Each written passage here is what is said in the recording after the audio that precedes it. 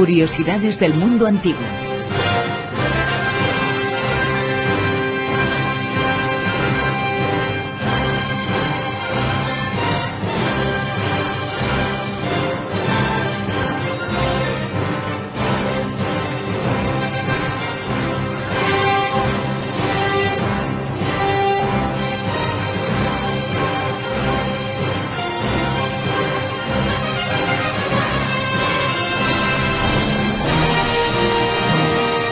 Curiosidades del mundo antiguo, como siempre, llegan y te saludan todos los oyentes que están aquí en Gijón con nosotros. Con Ignacio Monzón, muy buenas.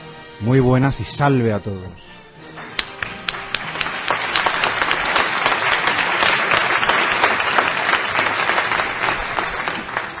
Una Gijón, bueno, tú que tanto sabes sobre el mundo romano, hay mucha discusión sobre Roma y Gijón, ¿verdad? Sí, una discusión que yo creo que desde los años 80 del siglo XX no ha sido todavía zanjada, pero ha dado un vuelco a favor del Gijón romano. Es decir, que existió un Gijón romano. Existió como no podía ser de otra manera. Ignacio, pero sí que nos vas a hablar de un asunto que nos has presentado, que has comentado, que decías, bueno, es un fascinante enigma. Se ha descubierto hace no tanto, en el año 1999, cuando hablamos de arqueología y de investigaciones arqueológicas, eso fue ayer, porque eso significa que se ha empezado a hacer un 1% de los experimentos y de las investigaciones. Un bronce cargado de misterios y de enigmas. Un bronce que además ha sido motivo de discordia por muchísimos temas. Me estoy refiriendo, por supuesto, seguramente que hay muchos de los oyentes, muchos de los que están aquí lo conocen, es el edicto del Bierzo, o el bronce de Bembibre, como se ha conocido. Porque tiene mucha amiga, para empezar, porque es el documento epigráfico latino más antiguo de todo el noroeste peninsular. O eso es lo que se ha dicho en su momento. ¿En qué fecha está datado? Oficialmente, además, está muy bien datado por la datación consular y, bueno, porque es un edicto de Augusto, y Augusto dice, es mi octavo noveno, porque también hay un problema sobre eso, de mi potestad tribunicia, en año 15 a.C. Y por entonces, ¿qué se sabía sobre la estructura? Porque de eso habla básicamente ese bronce, ese es el mensaje o la información que nos transmite. ¿Qué es lo que se sabía hasta 1999 sobre lo que era la estructura de la España romana, de España? Pues parecía relativamente todo dicho, o casi todo dicho, porque siempre hay lagunas, siempre hay matizaciones, siempre hay puntos más o menos oscuros, pero se pensaba que simplemente toda esta zona de Asturias, parte de Cantabria, el norte de la provincia de León, pues se había conquistado en las guerras asturcántabras y simplemente se habían añadido o bien al principio a la Lusitania o ya a la Tarraconense. Era una cosa muy clara, Augusto había dividido el territorio en 3 provincias y era todo perfecto. Pero precisamente este bronce, este documento epigráfico, pues nos demostró que, bueno, que había unos puntos muy problemáticos en la historia romana. Ese bronce nos explicaba y nos contaba que existía otra provincia más de la que hasta ahora no se sabía absolutamente nada. Que es la provincia transduriana, una provincia de la cual, pues en las fuentes textuales, Dion Casio, Tito, bueno, en todos los escritores latinos y griegos que escriben en época imperial, pues no hay una sola mención. Una provincia nueva en Hispania. Mucha gente dirá, bueno, ¿y qué más da? Pero claro, es que lo que nos está indicando es que, si es cierto este bronce, que hay dudas, es que las fuentes lo mismo nos están diciendo bastante poco de la realidad, o por lo menos no todo. Se supone que fue Augusto, pero ¿existía alguna otra referencia, algún indicio que es a lo largo de todos los vestigios arqueológicos que se han descubierto aquí y fuera de aquí, porque evidentemente Augusto fue un personaje que tuvo trascendencia en todo el mundo romano? ¿Alguna referencia, algún dato, algo que venga a sostener la existencia de una provincia romana específica justo en donde nos encontramos en este momento? Pues en principio no, era ahí el problema, no había aras, no había lápidas, o eso es lo que se decía, por lo menos yo desde luego no he encontrado ninguna referencia. Esto, como digo, se añadía a la Tarraconense, algunos dudan si al principio fue de la Lusitania, pero vamos, en principio parecía todo completamente seguro. Sobre este territorio se sabía ya cosas de antes, porque el norte peninsular, los investigadores lo vienen demostrando, antes de que el hombre fuera hombre, hay restos del hombre neandertal, como no de las cuevas de Sidrón, por ejemplo. aquí siempre ha habido presencia humana, incluso algunos de los grupos de dólmenes más importantes de la península ibérica, más importantes de lo que se podía denominar la España antigua, aunque no era, evidentemente, no tenía nada que ver con España, no se llamaba así, ni muchísimo menos. Algunos dicen, bueno, los historiadores lo sabéis, ¿no?, que España es Gijón y el territorio conquistado, ¿no? O como digo yo, la mejor parte de Bilbao. También, bueno. La margen oeste. La margen oeste. Pero, ¿qué se sabía sobre la España anterior a Roma, sobre la península anterior a Roma, en este lugar, claro?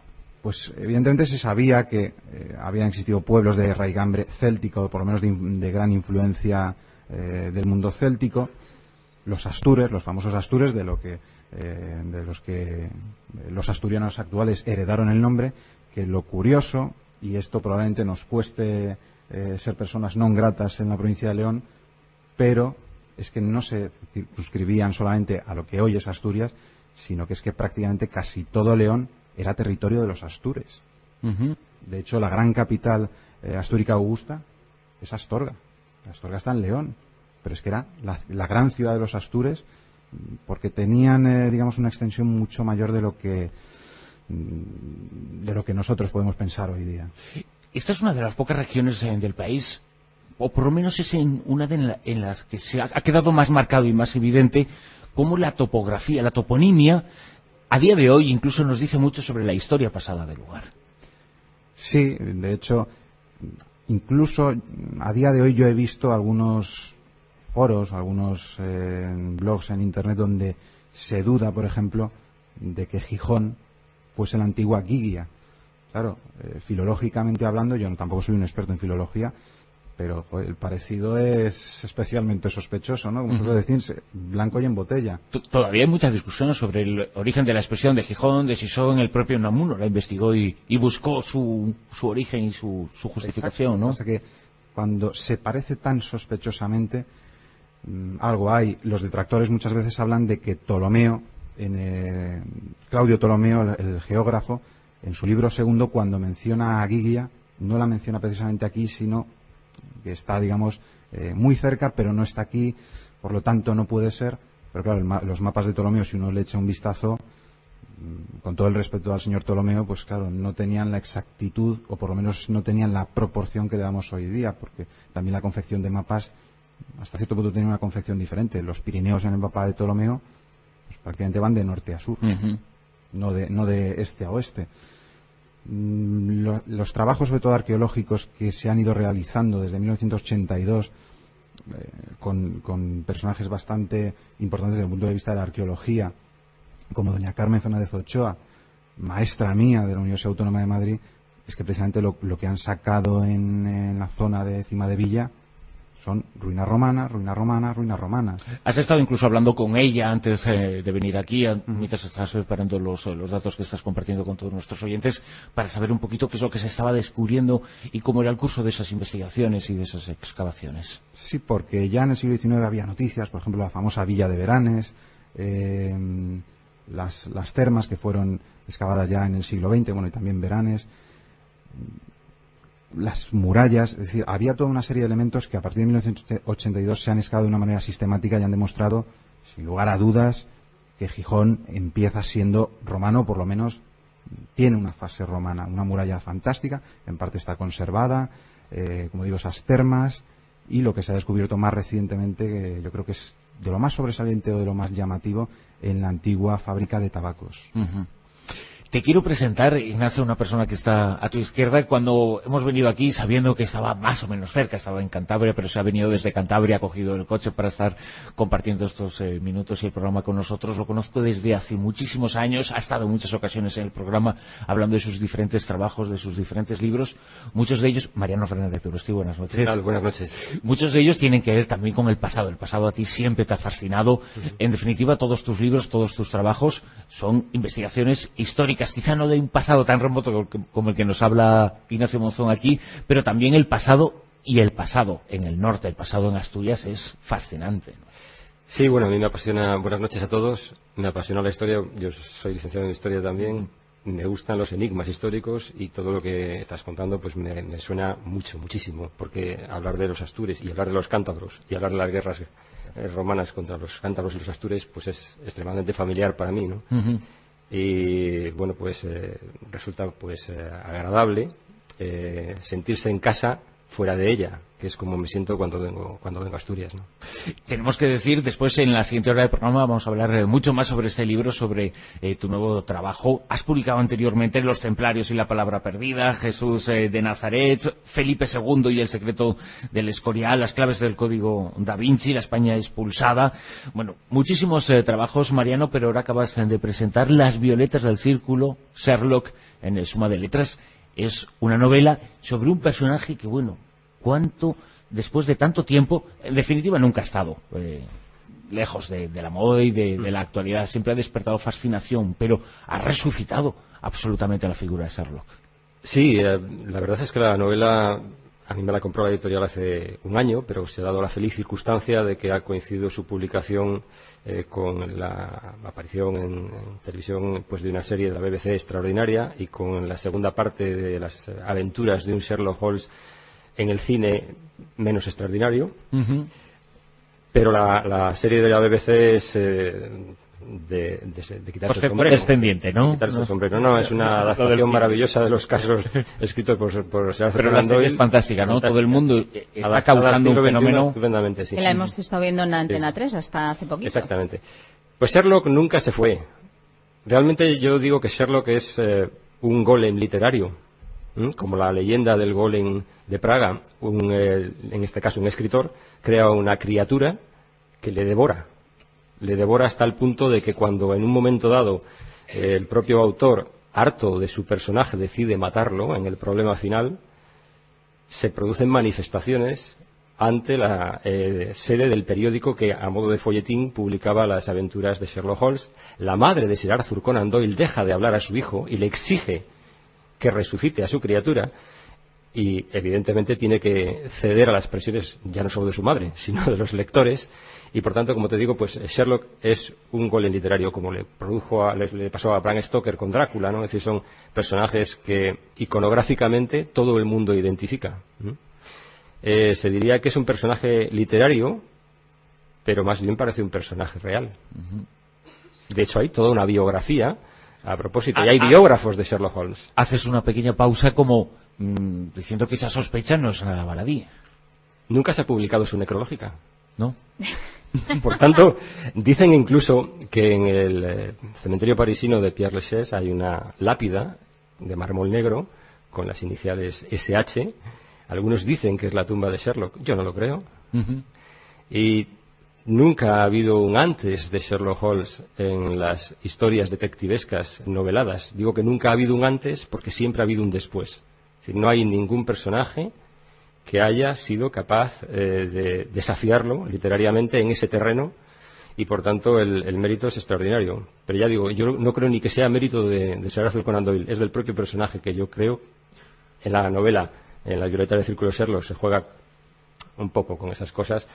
Creo que casi era real. Ignacio, los historiadores, en definitiva yo creo que Sherlock, el personaje, ha enseñado a muchos, por supuesto a los investigadores, a los detectives, pero hasta cierto punto la búsqueda arqueológica, la búsqueda de los historiadores también tiene que elevar al cubo el método deductivo. El método deductivo, y siempre pensamos en Sherlock Holmes, los arqueólogos también sois un poco Sherlock Holmes, ¿no? También de la historia. Nos gustaría pensar que sí, no sé si tendremos tanto glamour, pero yo creo que lo he dicho ya más de una vez, y a mí me nos llaman así siempre en la facultad. Un yacimiento arqueológico, cuando uno se acerca por primera vez, es como el escenario de un crimen. Hay que tocar lo menos posible, hay que tener muchísimo cuidado, porque cuando uno ya pone el pie, ya está alterando esa composición. Por eso también se tiene que perseguir tanto la depredación arqueológica. Esta gente, por ejemplo, los del Odyssey, sí, no solo es que se hayan llevado un tesoro, es que para llevarse todos esos cofres se han debido cargar el barco que había ahí, y hay que ir rescatando cada cosa, a ver si hay una columna caída, cómo se ha caído, porque, es decir, todo nos da indicios de cómo ha podido ser ese proceso de formación y destrucción. Ignacio, ¿y los Sherlock Holmes de la arqueología? ¿Qué es lo último que han descubierto por lo que te ha contado los responsables de las excavaciones que se están haciendo ahora mismo en Gijón? Pues precisamente otro resto romano, no podía ser de otra manera. Y como ya lo hemos anunciado antes, justo en la antigua tabacalera, convento de las Agustinas, donde se pretendía realizar una serie de catas por unos trabajos que se pretendían hacer para revitalizar la zona, incluso convertirla en un museo, y que han sacado a la luz un gran yacimiento con posibilidades romanas, pero no solo desde el punto de vista arquitectónico, estilístico, que es lo que casi siempre se suele destacar, pues es que hay columnas, hay mosaicos, hay esculturas, también desde el punto de vista zoológico. De hecho, yo creo que es una de las grandes aportaciones de este proyecto que comenzó en el 2008, también con Carmen Fernández Ochoa como una de las cabezas, y es que tanto la Universidad de Oviedo como la Universidad Autónoma de Madrid están uniendo fuerzas, pero con especialistas también en zoología. De hecho, el catedrático de zoología Arturo Morales, que es el catedrático de zoología de la Autónoma, curiosamente también es de Gijón, es decir, como que todo queda en casa, pero desde diferentes perspectivas, que lo que hace precisamente es enriquecer de todas maneras nuestro conocimiento de cómo era el pasado de Gijón, que es a lo que se dedica la historia de la arqueología.